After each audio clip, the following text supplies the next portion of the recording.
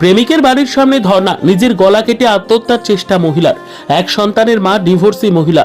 তার সঙ্গে ডোমকল এলাকার ভগীরথপুর বাজারপাড়া এলাকার 19 বছরের যুবক বাবু সোনা। সামাজিক মাধ্যমে প্রেম, তারপর মেলামেশা, কেটে গিয়েছে একটা বছর।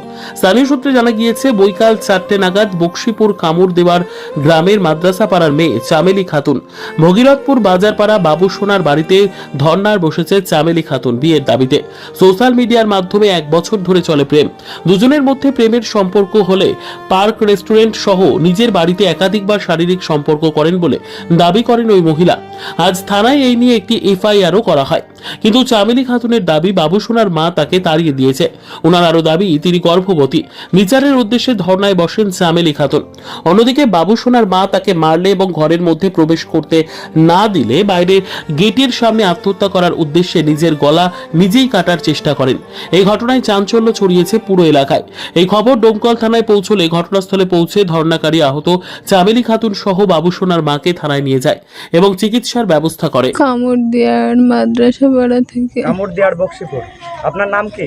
চামেলি খাতুন। কি হয়েছে আপনার এই ভগীরথপুরে এসে এরকম ভগীরথপুরে বাবু সোনার বাপের নাম বাপ্পি। ওই ছেলেটার সাথে আমার অনেক দিন, 1 বছর থেকে যাবৎ সম্পর্ক। তারপরে আমার সাথে অনেক জায়গায় অনেক হলে নিয়ে যায়, থাকে এবং কি ওর বাড়িতেও আমাকে আনে। ওর মা জানে, ওর ভাই জানে, আমার সাথে কথা বলে, ওর আব্বাও জানে, সবাই জানে। আমার সাথে টাকা পয়সা সব নিয়েছে। কত টাকা নিয়েছে? মোটামুটি 50,000 হবে। কি পারপোসে দিয়েছিলেন? ধার হিসাবে না বন্ধুত্ব হিসাবে? ধার হিসেবে না, সে চাইতো আমি তাকে দিতাম, তাকে ভালোবাসি তাই। তারপরে আমার পেটে বাচ্চা আসে, সে বাচ্চাটাও নষ্ট করে দেয়। তারপরে আমি তাকে বলি বিয়ের জন্য, সে বিয়ের জন্য রাজি হয় না। আজকে পুলিশের থানায় আমি কমপ্লেন করেছিলাম, তাকে তুলে নিয়ে যাওয়া হয়েছিল। বিয়ের জন্য সে রাজি হয় না। আপনার সঙ্গে যার প্রেমের সম্পর্ক সে পালিয়ে গেছে, তার মা পালিয়ে দিয়েছে তাকে। আমি চাই আমার এই বিচার, ন্যায্য বিচার পেতে।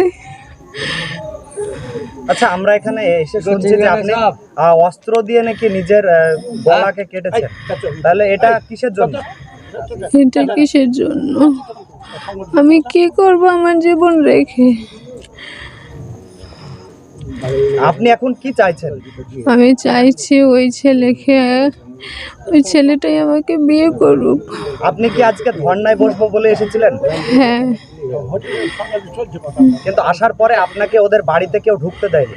না, ওর মা আমাকে মারধর করেছে। সেই জন্য আপনি মানে ঘৃণায় নিজের জীবন রাখবো না বলেই এটা করেছে। ওর মা আমাকে প্রচুর গালাগালিও করেছে, অনেক গালাগালি করেছে। আপনার বাড়ির লোক কি জানে এসব ব্যাপারগুলো? আমার বাড়ির লোক জানে। আমার বাড়ির লোক বলেছে যে তুমি এরকম করে চলে গিয়েছো, আমরা কিছু বলতে পারবো না। আপনার নাম? আমি তো একটা মেয়ে, আপনারা দেখেন, আমার একটা ন্যায্য বিচার করে দিন। এই সমাজে আর কতটা মেয়ের জীবন এভাবে নষ্ট হবে? আপনার নাম? আমার নাম চামেলি খাতুন। আপনি কি চাইছেন? আমি চাইছি ওই ছেলেটা বাড়িতে এসে আমাকে বিয়ে করুক। ওই ছেলেকেই আমি চাই। এসে এখানে দেখছি হঠাৎ গলা ওইরকম অবস্থায় কাটা পড়ে আছে। কারণ হচ্ছে বাইরে একবার বলে তাড়ি দিয়েছিল, শুনলাম একে ঝামেলা করে গেটে তালা মেরে দিয়েছিল। তারপর বলছে যে উঠতে দেয়নি, প্রেমের সম্পর্ক বলে ওদের অনেকদিন, 2 দিন বলে থানাতেও ঝামেলা হয়েছে। কিসের জন্য এখানে এসেছে? কি দাবি নিয়ে এসেছে? দাবি নিয়ে ছেলেটাকে বলছে আমি এখন এই বাড়িতে উঠবো ছেলেটার কাছে, আর কিন্তু গার্জেন পক্ষ এদেরকে নিতে চাইছে না। কেন নিতে চাইছেন না? নিতে চাইছে না কারণ হচ্ছে বলছে আমার ছেলে ওকে ভালোবাসে না।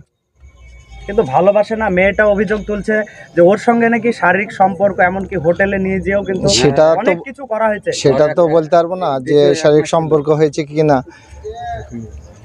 এখন এই মেয়েটা যে গলা কেটে যে এরকম অবস্থা করেছে, এটা নিয়ে কি বলবেন একজন আপনি গ্রামবাসী হিসাবে? আমার কোনো কিছু বলা নাই, কারণ হচ্ছে যদি ওরা মানি নেয় তো মানি নেবে। এবার মেয়ের গার্জেন পক্ষকে ফোন করা হয়েছিল, ওনার বাবা বলেছে আমি এ ব্যাপারে কিছু বলতে পারবো না।